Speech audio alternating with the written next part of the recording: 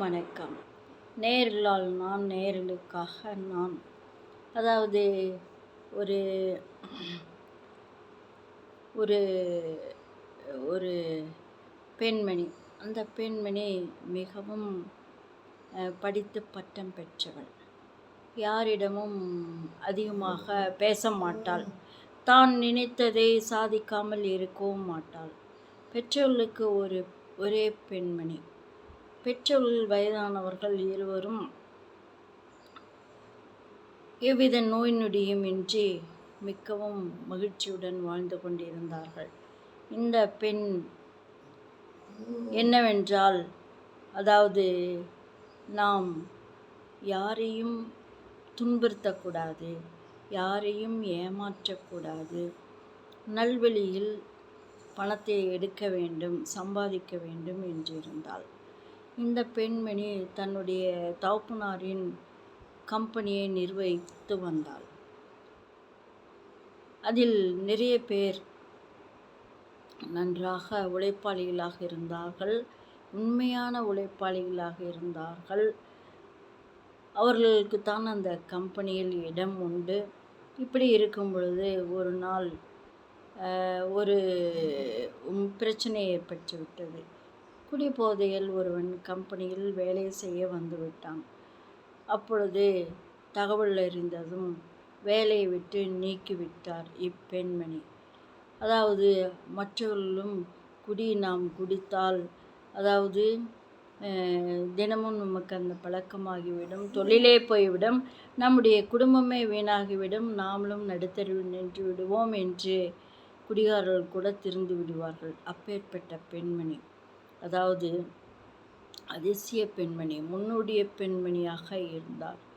அதாவது அந்த கம்பெனியில் வேலை செய்யும் ஆண்கள் பெண்கள் கட்டுக்கோப்புடன் வாழ்வார்கள், நேரத்தை சரியாக கடைபிடிப்பார்கள். அதாவது ஒருவருக்கொருவர் பேசுவது கூட நல் ஒழுக்கத்துடன் பேசுவார்கள், பணிந்து பேசுவார்கள், இப்படியாக இருப்பார்கள். இந்த கம்பெனியில் வேலை பார்ப்பவர்கள் நேரத்தை பொன் போல பாவிப்பார்கள், நல் ஒழுக்கத்துடன் இருப்பார்கள், அதாவது உண்மைக்கு முக்கியத்துவம் கொடுப்பார்கள். அதாவது சிறிய வயதில் ஒழுக்கம் கெட்டு திரிந்தால் கூட இந்த பெண்மணியின் கம்பெனியில் வேலை பார்ப்பவர்கள் திருந்தி வாழ்வதற்கு ஏகப்பட்ட வாய்ப்புகள் உண்டு. இந்த கம்பெனியில் வேலை செய்ய நிறைய பேர் விண்ணப்பிப்பார்கள். ஆனால் அதை தேர்வு செய்வதில் இப்பெண்மணி மிகவும் ஒரு வித்தியாசமாக இருப்பார்.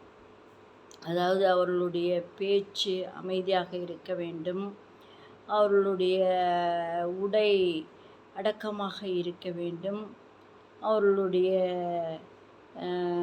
தலை சீவுது ஹேர் ஸ்டைல் கூட அடக்கமாக இருக்க வேண்டும்.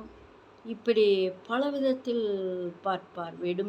வெறும் படிப்பை வைத்தோ அவர்களுடைய வேலையினுடைய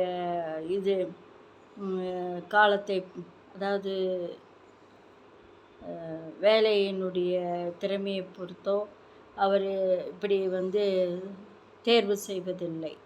இதை கண்டு மற்றவர்கள் அதை ஒரு முன் உதாரணமாக எடுத்துக்கொண்டு நன்றாக பயிற்சி எடுத்துக்கொண்டு ஒழுக்கத்தை கடைபிடித்து கொண்டு கம்பெனியில் நுழைவார்கள். இந்த அம்மாவுக்கு இந்தியாவிலேயே முதல் தரமான கம்பெனி என்று இந்த அம்மாவுக்கு பட்டம் கொடுத்தார்கள். இந்த அம்மாவுக்கு பெருமகிழ்ச்சி, பெற்றவர்களுக்கு பெருமகிழ்ச்சி. இப்படி மற்றவர்களுக்கு முன்னோடியாக வாழ்வது என்பது சிரமம்தான். நாம் வாழ்வதற்கு முயற்சி செய்ய வேண்டும். நாம் முயற்சி செய்தால் மட்டும் பத்தாது, மற்றவர்களையும் அவ்வழியில் செலுத்தி நல்வழியில் செலுத்தி வாழ வைப்பது என்பது பெரிய சமாச்சாரம் தானே. நன்றி.